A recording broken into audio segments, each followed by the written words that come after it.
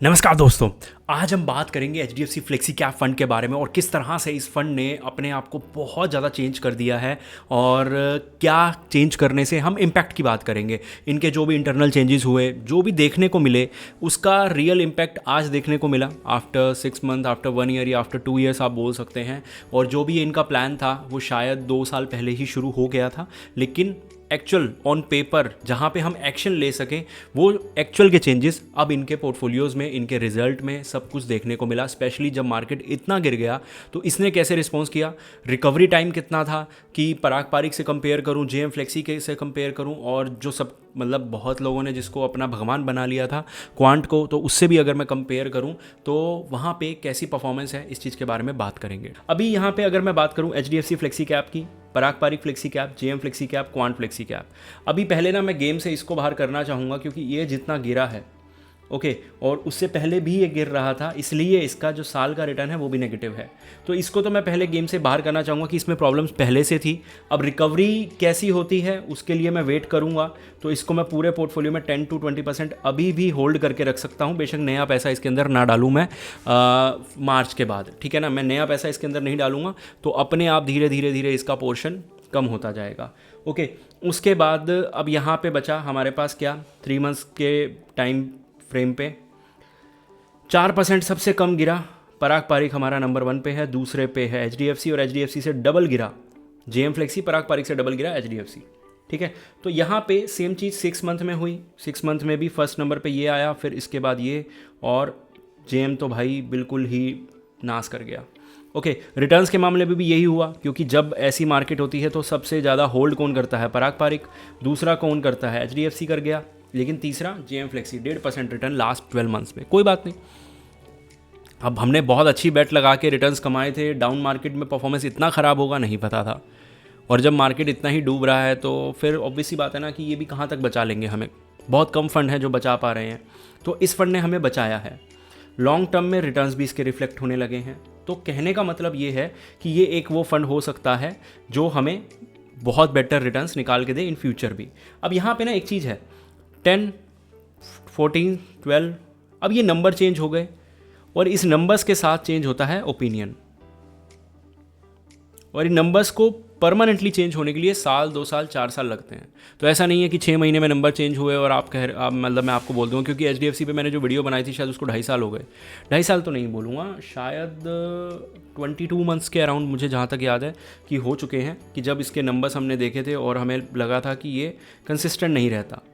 Consistent वाली problem अब आएगी या नहीं आएगी वो तो बाद की बात है, जो इनकी मेजर प्रॉब्लम थी, लेकिन छोटी छोटी प्रॉब्लम सब दूर हो चुकी हैं। इनका शार्पे रेशो आप कंपेयर करोगे तो बाकियों से बेटर है, नंबर 1 पे आता है। बीटा अगर कंपेयर करोगे तो इन दोनों से जेएम और उससे बेटर हो चुका है।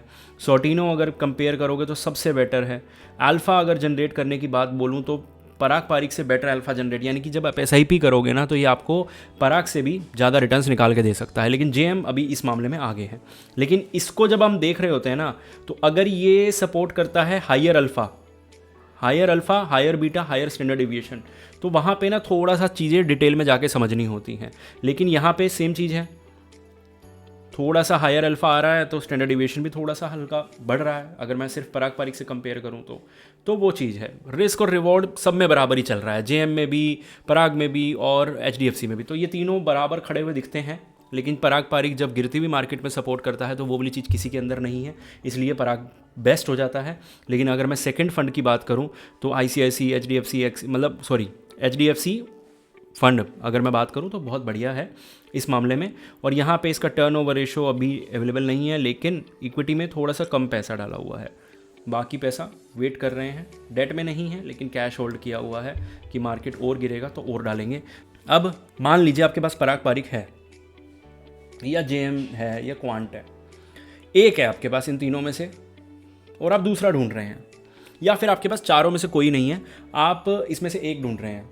मैं अगर अपनी बताऊं तो मैं कहूँगा कि इन तीनों में से कुछ भी ले लो यार, ठीक है। हर किसी की स्ट्रैटेजी अलग है, हर किसी का सब कुछ अलग है। कितने लोग जेएम को चुनेंगे क्योंकि उसका एक्सपेंस रेशो कम है। अगर आप उन लोगों में से हैं तो अपने माइंड सेट को एक बार दोबारा रिवाइंड करवाओ चीज़ें, क्योंकि मुझे अगर लगता है कि अगर 10 चीज़ें हैं तो ये 11वीं चीज़ है जो हमें फ़ंड में देखनी चाहिए।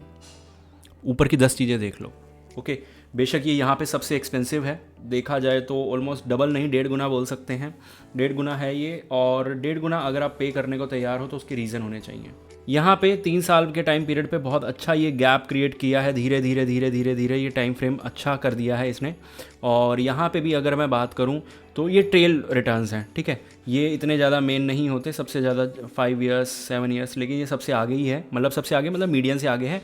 रोलिंग रिटर्न्स चेंज हुए हैं इसके, जहाँ पे ये पीछे हुआ करता था कि 5 ईयर वाले टाइम फ्रेम पे देख लो, 3 ईयर वाले टाइम फ्रेम पे देख लो, 1 ईयर वाले पे देख लो, 10 ईयर वाले पे और 7 ईयर वाले पे। अगर आपने ये फ़ंड 10 साल पहले लिया था और आज आप यहाँ खड़े हैं तो भाई आपने एक अच्छा डिसीजन लिया और इसके साथ 10 साल होल्ड कर लिया आपने। लेकिन अब हम क्या करते हैं, आंख बंद करके अगर 5 फंड में 10 साल होल्ड कर लेते हैं तो ये रोलिंग रिटर्न सबके नहीं होंगे और कैटेगरी एवरेज मीडियन से नीचे रिटर्न्स बनेंगे। ये फ़र्क हो जाता है थोड़ा बहुत चर्निंग का, कि आप उन फंड्स में हमेशा रहे हैं जो कैटेगरी एवरेज को बीट कर रहे हैं। लार्ज कैप में इसका भी बहुत ज़्यादा एक्सपोजर है तो इसको लार्ज कैप फंड ही बोल लिया जाए, कोई बुराई भी नहीं है इसमें। 11% जब कैश होल्ड किया हुआ है, उसके अलावा 73 ये रहा, तो हमारा बचा क्या, 16%, सिर्फ 10% स्मॉल कैप में गया। 2,000 रुपये की SIP में 200 रुपये स्मॉल कैप में, बाकी 1,800 रुपये लार्ज कैप में। 1,800 भी नहीं तो कम से कम आपके 1,500 रुपये लार्ज कैप में जा रहे हैं। स्टॉक्स भी काफ़ी लिमिटेड कर लिए हैं, 50% टॉप में हैं, तो अपने जो टॉप 10 हैं उन पे काफ़ी ज़्यादा इनको भरोसा भी है। तो ऑलमोस्ट अगर मैं बात करूं तो सिर्फ एक बैंक स्टॉक है जिसको नया लिया है, इंडसइंड बैंक को, और इधर जिसको कम्प्लीटली डॉक्टर रेड्डीज़ लैब को कम्प्लीटली एग्जिट करवा दिया है, और बाकी ये टॉप 5 में हैं और ये टॉप 5 सेलिंग्स हैं। तो मेरे हिसाब से अभी ये फ़ंड ऐसा है उन लोगों के लिए, किन लोगों के लिए है, अगर मैं समरी की बात करूँ तो 3, जिनके पास कोई फ्लेक्सी कैप नहीं है और नया फ्लेक्सी कैप ऐड करना है तो बहुत अच्छा फ़ंड है। सेकंड चीज़ उन लोगों के लिए बढ़िया हो सकता है जिनके पास सेकंड फ्लेक्सी कैप जो ऐड करने की सोच रहे हैं, ठीक है, एक पराग या एक जेएम है, तो जेएम है तो ये आपको स्टेबिलिटी प्रोवाइड कर देगा, और अगर आपके पास पराग है तो ये थोड़ा सा आपको सैटेलाइट वाला काम करके दे देगा, तो ये दोनों काम कर रहा है।